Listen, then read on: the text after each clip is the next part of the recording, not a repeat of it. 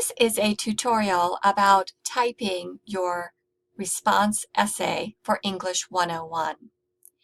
In a previous tutorial, I explained what a response essay is and how to fill out the pre-writing worksheet before you actually begin to type the essay.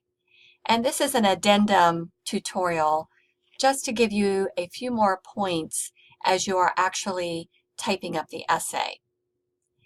In weekly assignments, in week 11, you will find the link to submit your essay.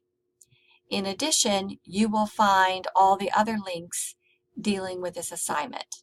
The article that you read, the PowerPoint explaining the response essay process, the official guidelines from the department for the assignment, as well as the grading rubric, the pre-writing worksheet that you should have already submitted and gotten a response from me about, and then the previous tutorial that explained, again, the PowerPoint and the worksheet.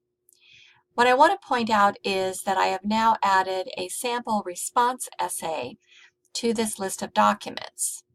And I think this is the best way to walk you through typing up your essay. The format for this essay will be the same as your other writing assignments. I simply require a heading, a title that you assign. Please do not make the title identical to the article title.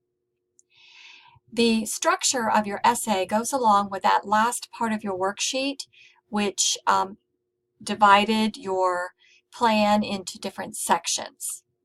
So you'll start with an introductory paragraph in which you will identify the article, the year, the source, the title, and the author, as well as the author's overall point. That should all be in the first sentence. Then you will give a brief summary of the article. This should take somewhere around 2 to 4 sentences. It should be strictly in third-person point of view, as you would do with any summary. And you need to make sure you include the author attribution tags. I'm just going to highlight these. So clearly show that you are summarizing information from the article. Don't just give the information, but give those author attribution tags so that it's clear to the reader that you are giving the information from the article. After you have summarized briefly the article, you're going to end your first paragraph with your thesis statement. This should use the I point of view, the first person point of view, since this is a personal response, and it should be your overall reaction or overall thesis that will be the main point that you're going to support throughout the rest of your essay. So in this example, using one of the articles we read earlier in the course, my thesis is that while I appreciate the idea of steering students away from college if they're not going to achieve a degree, I firmly believe that all students would benefit by attending college. So clearly making a point. That thesis statement will then determine your body paragraphs.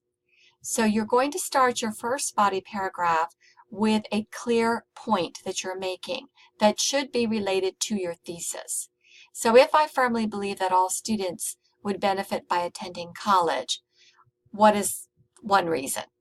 Well, one reason is it provides a baseline of knowledge and understanding in multiple disciplines. So start off with your point.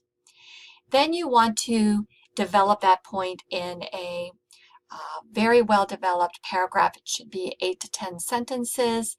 In that paragraph, you should include information from both the text and your own ideas and examples. So you can see let's see where we are. Over here, I mentioned in the article, and I gave a quote. If you're going to quote from the article, which is fine, make sure you use quotation marks and make sure that you introduce it and clearly give that author attribution so we know where the quote came from. You can also paraphrase. You don't have to directly quote.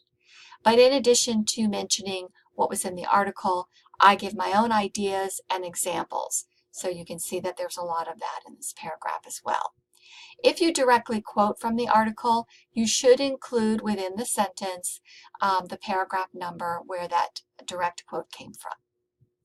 You'll see my next body paragraph is also dealing with my thesis, supporting it by giving another reason why students should attend college, in this case to produce a better citizenry. And I give my ideas as well as information from the article.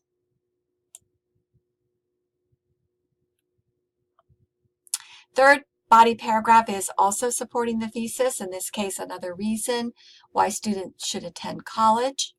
And then you can see again some information from the article that I'm reacting to, as well as my own example and ideas.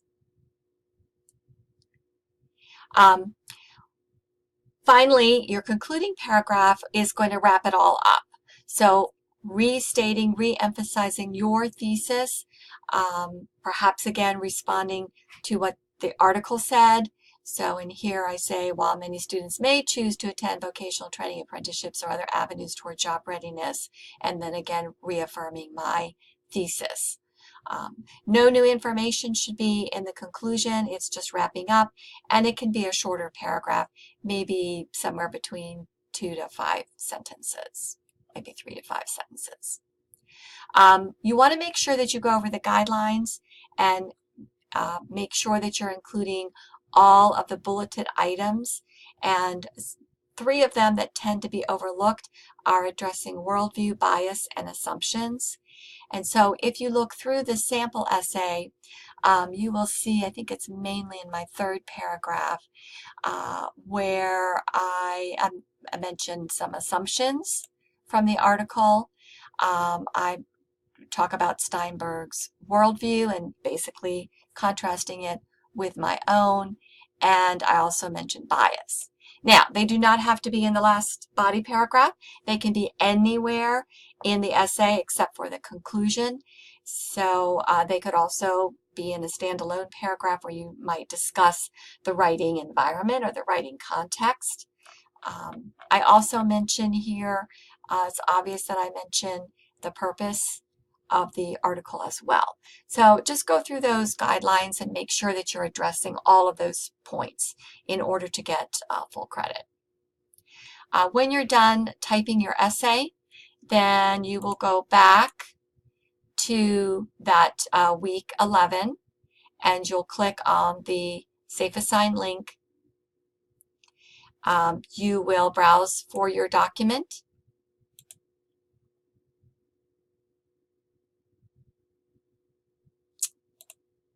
Open it, and you'll see that it's listed, and then you'll click Submit.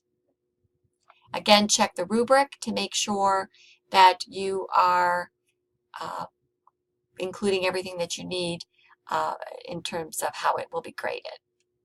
Hopefully this will be helpful to you as you're preparing your response essay for submission.